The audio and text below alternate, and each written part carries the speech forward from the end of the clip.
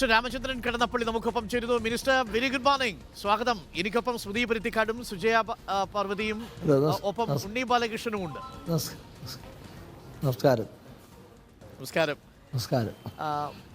മന്ത്രിയായതിനു ശേഷം നമ്മൾ നേരിട്ട് കേൾക്കുകയാണ്, കാണുകയാണ്. ഈ MTയുടെ വിവാദത്തിന്റെ ഒരു പശ്ചാത്തലത്തിലാണല്ലോ, ഈ പ്രസംഗത്തിന്റെ ഒരു വിവാദത്തിന്റെ പശ്ചാത്തലത്തിലാണ് നിൽക്കുന്നത്. അങ്ങയുടെ ഒരു സോഷ്യലിസ്റ്റ് ചരിത്രമുണ്ട്. കമ്മ്യൂണിസ്റ്റ് പാർട്ടി ആത്മവിമർശനവും സ്വയംവിമർശനവും ഒക്കെ നടത്തുന്നത് സ്വാഭാവികമാണ്, പാർട്ടിക്കുള്ളിൽ അത് നടത്താറുണ്ട്. സോഷ്യലിസ്റ്റുകാർക്ക് അതൊരു പുതുമയുള്ള കാര്യവുമല്ല, ആത്മവിമർശനവും ഈ സ്വയം വിമർശനവുമല്ല. ഇപ്പോൾ MTയുടെ പ്രസംഗം അങ്ങ് വായിച്ചിരുന്നോ? അത് വായിച്ചപ്പോൾ താങ്കൾക്ക് എന്താണ് തോന്നിയത് മിനിസ്റ്റർ?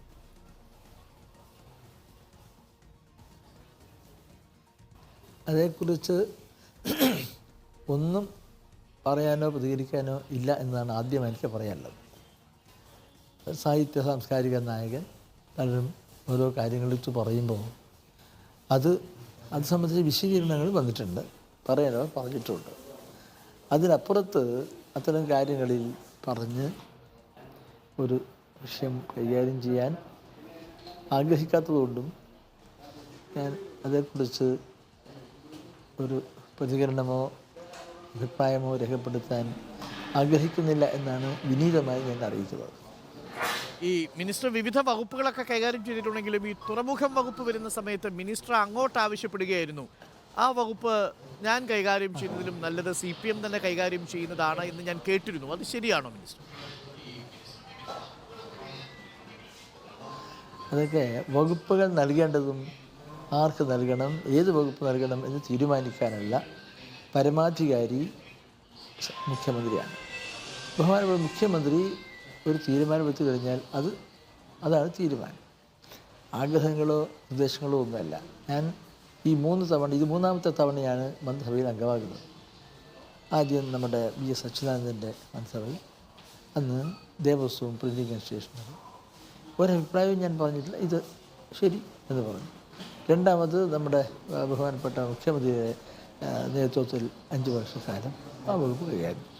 അതിന് ഇന്നത് വേണമെന്നും ഇത് കൂട്ടിച്ചേർക്കണമെന്നും ഒന്നും പറഞ്ഞിട്ടില്ല. ഇപ്പോഴും ഇങ്ങനെ തീരുമാനിപ്പിക്കാറുണ്ട്, അതാണ് എന്നതല്ലാതെ അത്തരം കാര്യങ്ങളിൽ എന്തെങ്കിലും അഭിപ്രായം അതാണ് വേണ്ടത് ഇതാണ് വേണ്ടത് എന്ന് പറഞ്ഞ് കൂട്ടിച്ചേർക്കലുകളോ അല്ലെങ്കിൽ അനുബന്ധമായ കാര്യങ്ങളോ പറയുന്ന ഒരു നിലപാട് ഞാൻ ഒരിക്കലും സ്വീകരിച്ചിട്ടില്ല. ഏത് വകുപ്പായിരുന്നാലും ശരി, ആ വകുപ്പിനോട് പൂർണ്ണമായും ആ വകുപ്പിനോട് നീതി പുലർത്തുക, വിശ്വാസ്യത, സത്യസന്ധത, പ്രതിബദ്ധത ഇതെല്ലാം സ്വീകരിച്ചുകൊണ്ട് എനിക്ക് ചെയ്യാവുന്ന കഴിവുകൾ, പരിമിതമായ കഴിവുകൾ വെച്ചുകൊണ്ട് ആ വകുപ്പുകൾ നടത്തുക, വിജയകരമായി നടത്താൻ ശ്രമിക്കുക, ആത്മാർത്ഥമായി ശ്രമിക്കുക എന്നതാണ് ഞാൻ സ്വീകരിച്ചു വന്നിട്ടുള്ള പൊതു സംവിധാനം. ഒരു മുഴുവൻ ടേം ഇല്ലല്ലോ, പകുതിയാണല്ലോ. അപ്പോൾ ഈ പകുതി കാലത്ത് എന്തൊക്കെ പൂർത്തിയാക്കാനാകുന്നതിലൊരു വലിയ ഒരു ആലോചനയൊക്കെ നടത്തിയിട്ടുണ്ടോ?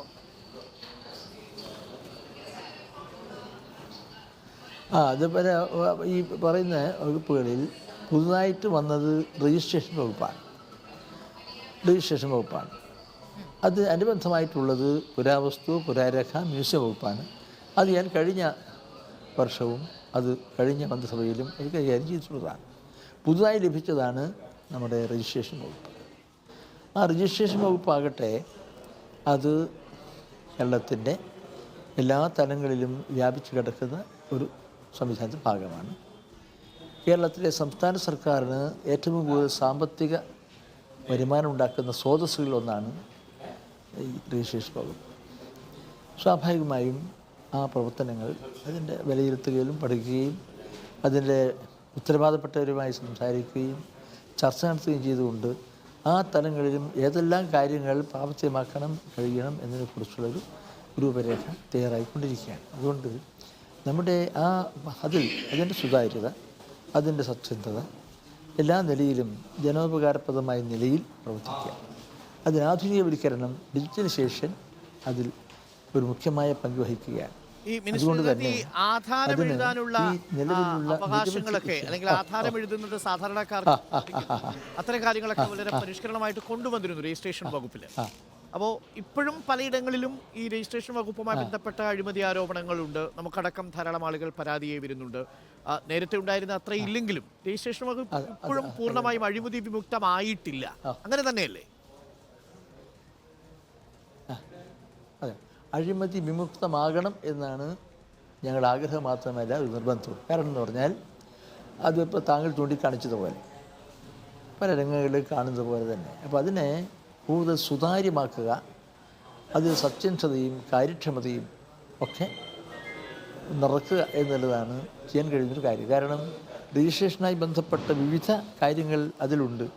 ആ രജിസ്ട്രേഷൻ എന്ന് പറയുമ്പോൾ അതിൻ്റെ വ്യാപനം ആ നിലയിലുള്ളതാണ് എന്നതുകൊണ്ട് ആ കാര്യങ്ങളൊക്കെ തന്നെ ഒരു കാര്യക്ഷമത വർദ്ധിപ്പിക്കണം എന്നുള്ളതാണ്. ഇപ്പം ആധാര രജിസ്ട്രേഷൻ, ബാധ്യതാ സർട്ടിഫിക്കറ്റ്, സാക്ഷ്യപ്പെടുത്തിയ പകർപ്പ്, ചിട്ടി രജിസ്ട്രേഷൻ, രജിസ്ട്രേഷൻ രജിസ്റ്റർ ചെയ്ത് ചിട്ടി നടത്തുന്നത്, വിവാഹ രജിസ്ട്രേഷൻ, സംഘം രജിസ്ട്രേഷൻ, മുദ്രയും ഫീസും, ആധാരമെടുത്ത് കൈപ്പട ഫീസ് തുടങ്ങിയവയാണ് പ്രധാനപ്പെട്ട ഈ രജിസ്ട്രേഷനുമായി വിഷയം ബന്ധപ്പെട്ട ഇത്രയും ഘടകങ്ങളാണ്. വകുപ്പിൻ്റെ ഘടനയാണെങ്കിൽ IG, DIG, ജില്ലാ രജിസ്റ്റർ, സബ് രജിസ്ട്രാർ. ഈ നിലയിൽ ഇരിക്കുന്ന ഈ വകുപ്പിൻ്റെ താങ്കൾ ചൂണ്ടിക്കാണിച്ചതുപോലെ ആ പ്രവർത്തനങ്ങളിൽ തീർച്ചയായും അഴിമതി വിമുക്തമാകണമെന്ന കാര്യത്തിൽ സംശയമില്ല. തീർച്ചയായും അതാണ് മുഖ്യമായൊരു കാര്യം. അതോടൊപ്പം തന്നെ ഈ പറയുന്ന ഇത്രയും വകുപ്പുകളും ഇത്രയും സംവിധാനങ്ങളും അതിൻ്റെ പ്രവർത്തനങ്ങളിൽ ക്രമീകരിച്ചുകൊണ്ട് മുന്നോട്ട് പോവുക, കൂടുതൽ ജനങ്ങൾക്കത് വിവേചനമാവുക, അതിൻ്റെ ആവശ്യകതയും അതിന് അനിവാര്യതയുമുള്ള സ്ഥാപനങ്ങളിലും വ്യക്തികൾക്ക് അതിൻ്റെ വസ്തുതാപരമായി സത്യസന്ധമായി കാര്യങ്ങൾ ചെയ്യാൻ വേണ്ടി പരമാവധി ഈ പ്രവർത്തനങ്ങളെ ഏകോപിപ്പിക്കുക എന്നുള്ളതാണ് ചിന്തിച്ചുകൊണ്ടിരിക്കുന്നൊരു കാര്യം. മിനിസ്റ്റർ, ഒരു കാര്യം, ഈ രജിസ്ട്രേഷൻ വകുപ്പിന്റെ പ്രവർത്തനം അത് ഡിജിറ്റൈസ് ചെയ്യുന്നതൊക്കെ വേഗത്തിലാക്കി കൂടുതൽ സേവനങ്ങൾ, ഇപ്പോൾ താങ്കൾ സൂചിപ്പിച്ചതുപോലെ ചിട്ടി രജിസ്ട്രേഷൻ, ആധാരത്തിന്റെ പകർപ്പ്, ഇതൊക്കെ ഓൺലൈൻ ആവുകയാണെങ്കിൽ അത് കുറച്ചുകൂടി പൊതുജനങ്ങൾക്ക് ഗുണപ്രദമാകും. അത് പൂർണ്ണമായും ഓൺലൈൻ ആക്കുന്നതിനായിട്ടുള്ള പ്രവർത്തനങ്ങളൊക്കെ ഇപ്പോൾ എവിടെയാണ് എത്തി നിൽക്കുന്നത്? ഇപ്പോൾ 2.5 വർഷക്കാലം ആദ്യത്തെയും പിന്നിട്ട് കഴിയുമ്പോൾ എത്രത്തോളം അത് പൂർത്തീകരിക്കാൻ കഴിഞ്ഞിട്ടുണ്ട്? അതല്ല, അതിപ്പോൾ ഞാൻ ഇത് ചുമതല ഏറ്റെടുത്തിട്ട് അത്രയല്ലേ ആയിട്ടുള്ളൂ. അപ്പോൾ അതുകൊണ്ട് ഇതിൻ്റെ ഖജനാവിലെ ഏറ്റവും റവന്യൂ വരുമാന സ്രോതസ് ഒന്ന് എന്ന നിലയ്ക്ക് അതിൻ്റെ ആവശ്യകതയും അനിവാര്യതയും കാര്യക്ഷമതയും ഒക്കെ തന്നെ എല്ലാം സംയോജിപ്പിച്ച് നല്ല നിലയിൽ നടത്തുക എന്നുള്ളത് തന്നെയാണ് ഏറ്റവും പ്രാധാന്യം നൽകിയിട്ടുള്ളത്. ആ നിലയ്ക്ക് ഞാനിപ്പോൾ അതിൻ്റെ ഉത്തരവാദപ്പെട്ട ആദ്യത്തെ യോഗം കഴിഞ്ഞു. കാസർഗോഡ് തൊട്ട് തിരുവനന്തപുരം വരെയുള്ള എല്ലാ ജില്ലകളിലെയും രജിസ്ട്രാർമാരും അതിൻ്റെ അസിസ്റ്റൻ്റ് ഉദ്യോഗസ്ഥന്മാരും IG, DIG തുടങ്ങിയ ഉദ്യോഗസ്ഥന്മാരും കൂടി ഒരു പ്രാഥമികമായ ചർച്ചകളും വിശദീകരണങ്ങളും കിട്ടും. അപ്പോഴാണ് ഇതിൻ്റെ വൈപുല്യം താങ്കൾ പറഞ്ഞതുപോലെയുള്ള വിവിധ കാര്യങ്ങൾ എനിക്ക് നേരിട്ട് ബോധ്യപ്പെടാൻ കഴിഞ്ഞത്. അത് സംബന്ധിച്ച് ഒരുപാട് പഠനം നടത്തേണ്ടതായിട്ട്, ഞാൻ അറിയേണ്ട ചർച്ചകൾ നടത്തേണ്ടതായിട്ടുണ്ട്. അതിലിപ്പോൾ ലഭ്യമാകുന്ന സമയത്തെല്ലാം അതിനുള്ള അവസരം ഉപയോഗപ്പെടുത്തി കൂടുതൽ കാര്യങ്ങൾ വസ്തുതാപരമായി മനസ്സിലാക്കാനും കേൾക്കാൻ കഴിയുമ്പോഴാണ് അതിലെന്തെല്ലാം കാര്യങ്ങൾ ചെയ്യേണ്ടതായിട്ടുണ്ട് എന്നതിനെക്കുറിച്ചുള്ള എനിക്കും അങ്ങനെ ചിന്തിക്കാൻ കഴിയുന്നത്. അതിനൊരു അവസരം ഉണ്ടാകണമെന്നതിലാണ് ഞാൻ അതിന് പ്രാധാന്യം കൊടുത്തിട്ടുള്ളത് എന്ന്. ഈ ഡിജിറ്റലൈസേഷൻ ഓൺലൈൻ അത് ആവശ്യമാണ്. കാരണം അതിൻ്റെ വേഗത പലപ്പോഴും അനാവശ്യമായ കാലവിളംബം ഉണ്ടാകുന്നത് ഒഴിവാക്കാൻ, അതിനാവശ്യമായ നടപടിക്രമങ്ങൾ ത്വരിതപ്പെടുത്താൻ തീർച്ചയായും ഈ ഡിജിറ്റലൈസേഷൻ അതിൻ്റെ ഭാഗമാണ്. ഞാൻ പറഞ്ഞത് 15-ാം തീയതി ഞാൻ കാസർഗോഡ് ജില്ലയിൽ പോവുകയാണ്. കാസർഗോഡ് ജില്ലയിൽ IG ഉൾപ്പെടെ ഉള്ള DIG എല്ലാവരും പങ്കെടുക്കും. അവിടെ ഡിജിറ്റലൈസേഷൻ്റെ ഒരു വലിയ ഘട്ടം പൂർത്തീകരിച്ചൊരു ജില്ല എന്ന നിലക്കാണ് അതിൻ്റെ ചടങ്ങുകൾ നിർവഹിക്കപ്പെടുന്നത്. അപ്പോൾ അവിടെയും ഒരുപാട് വിഷയങ്ങൾ ഭൂമിയായിട്ട് ഉള്ളതാണ്. ഞാനൊന്ന് പണ്ട് പാർലമെന്റ് അഭിപ്രായപ്പോൾ എനിക്കറിയാതിൻ്റെ വിഷയം. മിനിസ്റ്ററെ, ഒരു നന്നായി ഈ രജിസ്ട്രേഷൻ വകുപ്പ് എന്ന് പറയുന്നത് ജനങ്ങളുമായി വളരെ അടുത്ത് ബന്ധപ്പെട്ട് നിൽക്കുന്ന ഒരു വകുപ്പ്, സംസ്ഥാന സർക്കാരിൻ്റെ ഏറ്റവും വലിയ സാമ്പത്തിക സ്രോതസ്സ്. അപ്പോൾ വലിയൊരു ഉത്തരവാദിത്വം തന്നെയാണ് മിനിസ്റ്റർ ഏറ്റെടുത്തിരിക്കുന്നത്. ഞാനൊരു രാഷ്ട്രീയ ചോദ്യത്തിലേക്ക് കൂടി വന്നാൽ, ഇപ്പോൾ കണ്ണൂരാണ് മിനിസ്റ്ററുടെ കോൺസ്റ്റിറ്റ്യുവൻസി. കണ്ണൂരിൽ നിന്നാണ് കേരളത്തിൻ്റെ മുഖ്യമന്ത്രി, കണ്ണൂരിൽ നിന്നാണ് CPM-ൻ്റെ സംസ്ഥാന സെക്രട്ടറി. അത് കണ്ണൂർ ഈ ലോക്സഭാ തെരഞ്ഞെടുപ്പിൽ വളരെ ശ്രദ്ധേയമായൊരു മണ്ഡലമാകുന്ന കാര്യത്തിൽ തർക്കമില്ലല്ലോ. അപ്പോൾ കണ്ണൂരിപ്പോൾ K. സുധാകരനാണ് അവിടുത്തെ MP. അദ്ദേഹം ഇപ്പോൾ മത്സരിക്കില്ല എന്നാണ് വിചാരിക്കുന്നത്. എങ്ങനെയാണ് കണ്ണൂരിലെ സാധ്യതകൾ? കണ്ണൂരിലെ സാധ്യതകൾ പഴയ കണ്ണൂരല്ല എന്ന് പറഞ്ഞാൽ അവിടെ ഈ പഴയ അടുത്ത കാലത്ത് തെരഞ്ഞെടുപ്പുകൾ പോലെയല്ല. അവിടെ ആ മണ്ഡലത്തിൽ നിന്ന് LDF ജയിച്ചിട്ടുണ്ട്, LDF ജയിച്ചിട്ടുണ്ട്, അതൊക്കെ മാറി മാറി വരും. കണ്ണൂർ ലോക്സഭാ മണ്ഡലം 7 അസംബ്ലിയിലാണ് പോയപ്പോൾ തന്നെ 7 അസംബ്ലി മണ്ഡലം ഉൾക്കൊള്ളുന്ന ഈ മണ്ഡലത്തിൽ വളരെ നല്ല നിലയിൽ LDFിൻ്റെ പ്രവർത്തനം നടക്കുന്ന നിയോജക മണ്ഡലങ്ങളാണ്. അതുപോലെ ജനപ്രതിനിധികൾ ഈ പറഞ്ഞതുപോലെ രാഷ്ട്രീയ നേതാക്കന്മാർ LDF ഉൾപ്പെടെ എല്ലാ ആളുകളും അവിടെയുണ്ട്.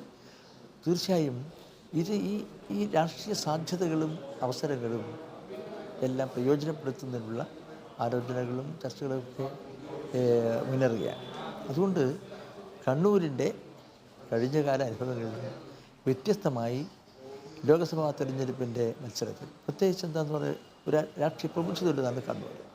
സാഹചര്യങ്ങളിൽ രാഷ്ട്രീയ ശക്തികളുടെ കൂടെ തന്നെ ദേശവ്യാപനം നടക്കുന്ന നിരവധി സാമൂഹ്യ സാമ്പത്തിക രാഷ്ട്രീയ വിഷയങ്ങളിൽ അതിനെ വിലയിരുത്താനും തീരുമാനമെടുക്കാൻ കഴിയുന്നൊരു ഉത്ബുദ്ധത രാഷ്ട്രീയമായിട്ടുള്ളതാണ് മണ്ഡലം എന്നുള്ളതുകൊണ്ട് ഈ കാര്യങ്ങളൊക്കെ തന്നെ ജനങ്ങളെ ബോധ്യപ്പെടുത്താനുള്ള ഒരു ശ്രമം നടത്തിയാൽ ജനങ്ങൾ തീരുമാനിക്കുന്നതാണ്. മിനിസ്റ്റർ, ഈ ധാരാളം നേതാക്കന്മാർ അവരുടെ അണികളെ സൃഷ്ടിക്കുന്നു, അവർക്കിടെ പിന്നിൽ പടയാളികളായിട്ട് ഒരുപാട് പേർ വരുന്നു, ഫാൻസ് അസോസിയേഷൻ ഉണ്ടാവുന്നു, ആരാധക വൃന്ദത്തെ സൃഷ്ടിക്കുന്നു. പക്ഷേ മിനിസ്റ്റർ ഇതിൽ നിന്നൊക്കെ വ്യത്യസ്തമായി ഒറ്റയ്ക്ക് നടക്കുന്ന ഒരാളാണ്. അങ്ങേ ഇഷ്ടപ്പെടുന്ന ധാരാളം ആളുകളുണ്ടെങ്കിലും അങ്ങനെ ഒരു രാമചന്ദ്രൻ കടന്നപ്പള്ളി ഫാൻസ് ആ രീതിയിൽ രൂപപ്പെട്ടിട്ടില്ല. അങ്ങയുടെ നിലപാടുകളോടെ ഐക്യപ്പെടുന്നവരുണ്ടാവും. അപ്പോൾ ഈ നേരത്തെ അങ്ങ് MTയുടെ കാര്യത്തിൽ അങ്ങ് പ്രതികരിക്കില്ല എന്ന് സൂചിപ്പിച്ചതുകൊണ്ടാണ് ഞാൻ ആ വിഷയത്തിൽ നേരിട്ട് ചോദിക്കാത്തത്. പക്ഷെ ഇത് നമ്മുടെ ഈ രാഷ്ട്രീയത്തിൽ ഒരു വലിയ പാഠമാണ്. ഈ അനുചരന്മാരെ ആ അർത്ഥത്തിൽ ഫാൻസ് അസോസിയേഷനായി ആവേശമൂത്ത ആരാധകരായി സൃഷ്ടിക്കാതെ ഒരു നേതാവായി അധികാരം ജനസേവനത്തിനുള്ള അവസരമായി ഉപയോഗിക്കുക എന്ന രാഷ്ട്രീയത്തിൻ്റെ പാഠം അതെല്ലാവരും പഠിക്കേണ്ടതല്ലേ മിനിസ്റ്റർ? നേരത്തെ MTയുടെ ചോദ്യത്തിൻ്റെ ഭാഗമാണത്. അതുകൊണ്ട്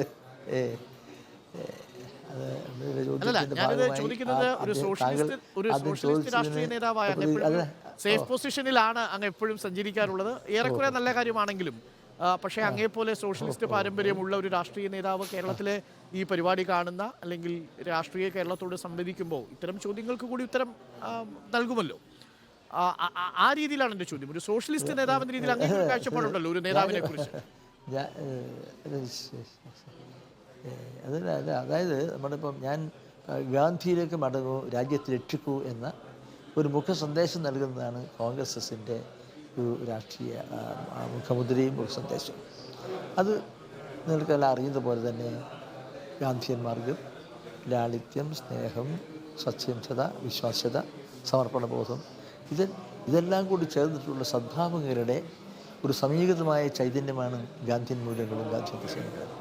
ആ ഗാന്ധിയൻ മൂല്യങ്ങളെയും ദർശനങ്ങളെയും സഞ്ചരിക്കുന്ന ഒരു എളിയ പ്രവർത്തകനാണ് ഞാൻ. അതുകൊണ്ട് ഏത് പദവികളുണ്ടാവുമ്പോൾ ഞാൻ എൻ്റേതായ ഈ താങ്കൾ പറഞ്ഞതുപോലെ എങ്ങനെ സഞ്ചരിക്കുകയാണ്.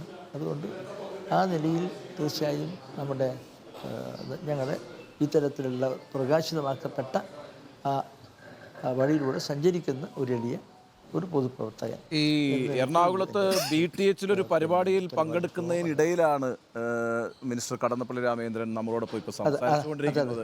അതിൻ്റെ തിരക്കുകളുണ്ടെന്ന് അറിയാം. പക്ഷേ ഈ എനിക്കറിയത്തില്ല പ്രേക്ഷകർക്ക് എത്ര പേർക്ക് അറിയാമെന്നുള്ളത്. അദ്ദേഹം വളരെ നല്ലൊരു ഗായകനാണ്. പിന്നെ അത് മാത്രമല്ല അദ്ദേഹത്തിൻ്റെ മകൻ കേരളത്തിലെ ആദ്യത്തെ ബാൻഡുകളിലൊന്നായിട്ടുള്ള VL ബാൻഡിൽ അംഗമായിരുന്ന ആളാണ്. ഇപ്രാവശ്യം മിനിസ്റ്ററെ വെറുതെ വിടുന്നു. അടുത്ത തവണ വരുമ്പോൾ ഒരു പാട്ടൊക്കെ പാടണം. കാരണം ഇപ്പോൾ അവിടുത്തെ ഒരു അവസ്ഥ, അവിടുത്തെ ഒരു തിരക്കൊക്കെ മനസ്സിലാകും. മിനിസ്റ്റർ കേരളം എന്നുള്ളൊരു പാട്ട് പാടുന്നു. അത് വേണമെങ്കിൽ ഇപ്പൊ തന്നെ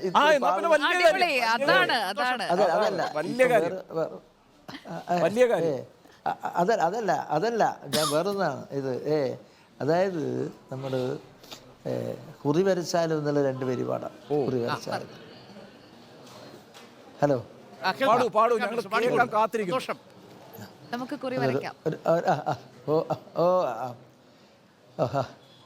കുറി വരച്ചാലും കുരിശ് വരച്ചാലും കുമ്പിട്ട് നിസ്കരിച്ചാലും കാണുന്നതും ഒന്ന് കേൾക്കുന്നതും ഒന്ന് കരുണാമയനാം ദൈവമൊന്ന്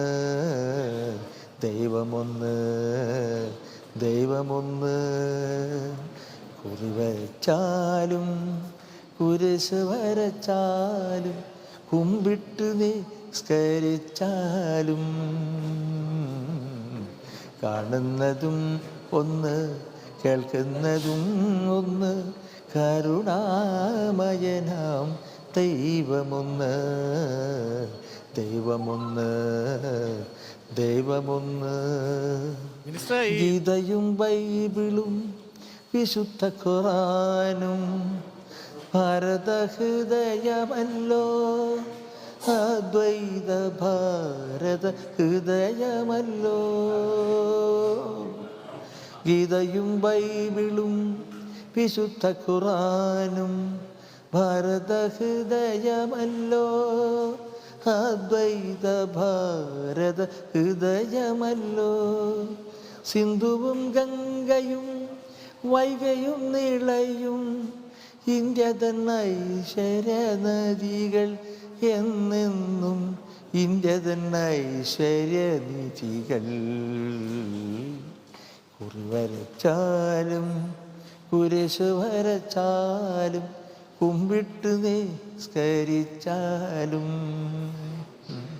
മിനിസ്റ്റർ എന്നതും ഒന്ന് കേൾക്കുന്നതും ഒന്ന് കരുണാമയനാം ദൈവമൊന്ന് ദൈവമൊന്ന് ദൈവമൊന്ന് ദൈവമൊന്ന്.